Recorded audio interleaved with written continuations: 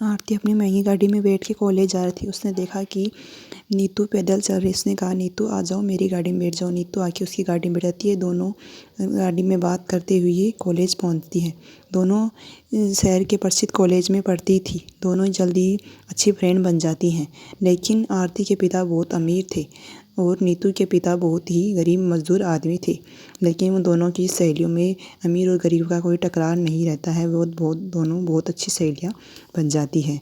एक दिन देखती हैं कि एक लड़का जो कि कॉलेज में नया ही आया था, उसने कहा कि आरती ने कहा कि मैं इसे बहुत पसंद करती हूँ। तो नीतू ने कहा, ये लड़का बहुत ब्रह्मचारी है। फिर आरती ने कहा, देख लेना, इसकी ब्रह्मचारी तो मैं ही तोड़ूंगी। फिर उस दोनों में प्रेम हो गया। नीतू भी खुश थी कि आरती को अपना उसका प्यार मिल गया। फिर एक दिन क्या हुआ कि वो लड़का राजेश, वो बोला कि मेरा अमेरिका से मेरा सिलेक्शन हुआ है, इसलिए मैं वहाँ जा रहा हूँ, 1 साल बाद में आऊँगा।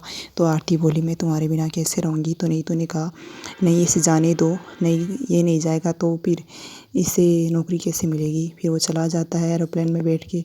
वो उसकी याद आती है उसे। फिर वो समझती है कि वो क्यों नहीं आई घर पे। फिर उसने देखा है कि वो घर जाके देखती है तो उसके पिताजी कहते हैं कि चले जाओ यहाँ से, यहाँ नहीं आरती। फिर नीतू वापस आ जाती है। जब नीतू वापस आ रही थी तो वो देखती है कि उसे कागज़ मिलता है। इसमें आरती ने लिखा था कि मुझे बचा ले कविता, मुझे बचा ले नीतू प्लीज़। तो उसने ये सोचा कि शायद कोई प्रॉब्लम है, लेकिन वहाँ से वो चली जाती है। लेकिन दोबारा आती है और वो अंदर घुसती है। फिर और उसके अंदर उसके कमरे में पहुँच जाती है। वो देखती है कि आरती बंधी हुई पड़ी थी। उसने आरती को खोला और उससे पूछा तो उसने कहा कि मेरे पापा ने मेरा सौदा कर दिया है 50 साल के बुजुर्ग के साथ, उन्होंने उससे लोन लिया था। फिर नीतू ने कहा, ठीक है, मैं कुछ देखती हूँ। फिर वो आरती रोने लगी। नीतू से अपनी सहेली की हालत देखी नहीं गई। नीतू के दिमाग में एक विचार आया।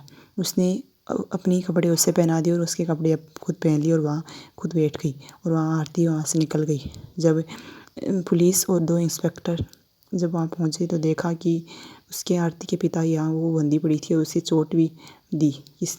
नीतू आरती के पिता नीतू को छोड़ दी गई। जब ये बात राजेश को पता चली तो वह जल्दी ही वापस गांव लौट आया। फिर नीतू ने आरती और राजेश दोनों की शादी करा दी। ये दोनों सहेलियां बहुत खुश थी। आरती कभी भी नीतू का ऐसा एहसान नहीं चुका पाएगी। उसने उसे गले से लगा लिया।